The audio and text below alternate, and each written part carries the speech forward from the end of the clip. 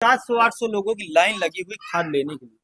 किसान कहता है कि हमारी आय दोगुनी कैसे होगी जब उसको बिजली समय से खाद तब उपलब्ध कराएंगे, समय से बीज बोएगा। 1 नवंबर से 15 नवंबर फर्स्ट बोई रबी की मानी जाती है गेहूं की फसल की। उस पे अभी आपको अगर खाद नहीं होगा तो उसकी जमीन सूख जाएगी, वो फिर से उसको छपाएगा, फिर नेक्स्ट में सेकंड वीक पे आ जाएगी। उस पे भी खाद नहीं पाएगा तो वो प्राइवेट में जाएगा। प्राइवेट में है मुद्दा है कि जैसे हॉस्पिटल में इलाज तो लोग प्राइवेट कराना चाहते हैं क्योंकि वहाँ इलाज बेहतर होता है, गवर्नमेंट में कम जाना चाहते हैं।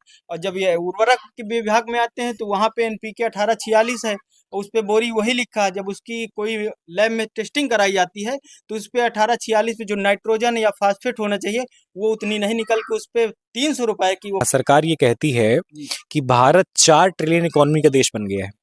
भारत विश्व का चौथा सबसे रईस देश है। ये आपकी सरकार कह रही, मैं नहीं कह रहा, ठीक है। और सरकार ये कह रही है कि हमने किसानों की आय को दोगुना कर दिया है। आपकी सरकार ने ये बकायदा कह रखा है।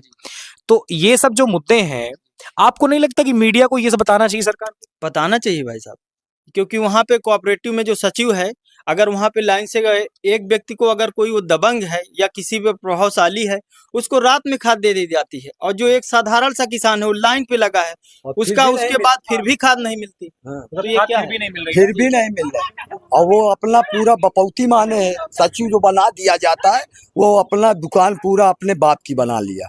अभी तक एक बोरी खाद नहीं मिली हमको और 4 चक्कर मार चुके हैं सतमुड़ा का कोऑपरेटिव इटौरा का। 4 चक्कर 4 चक्कर लगा चुके हैं।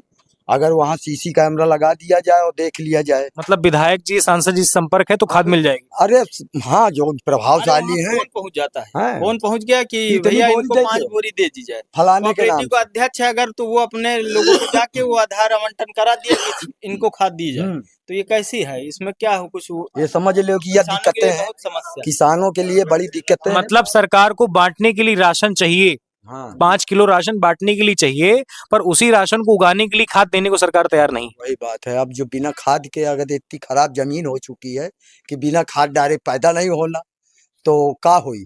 भुखमरी आएगी भाई। पानी उतने लगेगा, मेहनत उतनी लगेगी, जुताई उतनी लगेगी और उर्वरक नहीं पड़ेगी तो क्या होगा? उसमें समस्याएं तो है। और जब भुखमरी आएगी तो आदमी उल्टा सीधा काम करेगा। सरकार क्या करेगी? इस पे आप लोग भी कुछ कहना चाहेंगे इस मुद्दे पे कि जो किस खाद या किसानी का मुद्दा है?